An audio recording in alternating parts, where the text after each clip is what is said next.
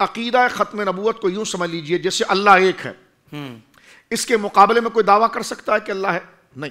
تو جس طرح اللہ ایک ہے اور اللہ رب العالمین جل وعلا کی توحید کے مقابلے پر کوئی دعویٰ نہیں ہو سکتا، اسی طرح حضور علیہ السلام اس معنی میں اللہ کے رسولوں میں سب سے آخری نبی مبعوث ہوئے ہیں۔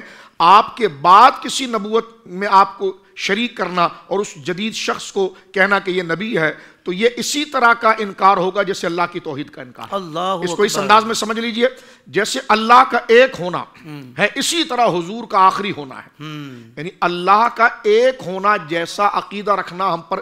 ناظرین، اس کو تیسرے درجے میں اگر کوئی زیادہ گویا کہ سادہ بات کو سمجھنا چاہتا ہے تو اس بزرگ، بہن، بھائی، بچے تک میں یہ بات پہنچانا چاہتا ہوں کہ جس طرح اللہ کو ایک ماننا اور اللہ کو ایک یقین کرنا یہ ضروری ہے، اسی درجے میں حضور علیہ السلام کو اللہ کا آخری نبی، آخری رسول ماننا ضروری ہے۔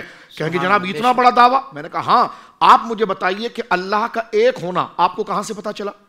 تو انہوں نے کہا جناب قرآن کی آیات جو قطعی ہے اور دلالت میں بھی قطعی ہے۔ میں نے کہا بس آپ نے اللہ کا ایک ہونا جس سورس، جس حوالوں سے پتا چل رہا ہے، اسی حوالے سے حضور کا آخری ہونا پتا چل رہا ہے۔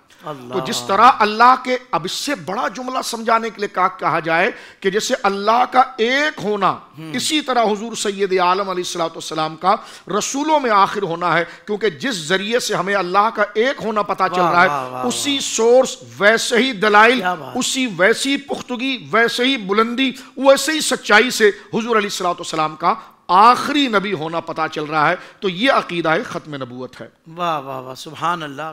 سوشل میڈیا پر اسلام کی صحیح تعلیمات جاننے کے لیے ابھی حافظ سائر قادری کا نیا YouTube channel Islamic digital studio subscribe کر لیں، اور ہاں، نوٹیفیکیشن بیل آئیکن کو بھی پریس کر لیں تاکہ ہماری نئی ویڈیوز آپ تک بر وقت پہنچ سکے۔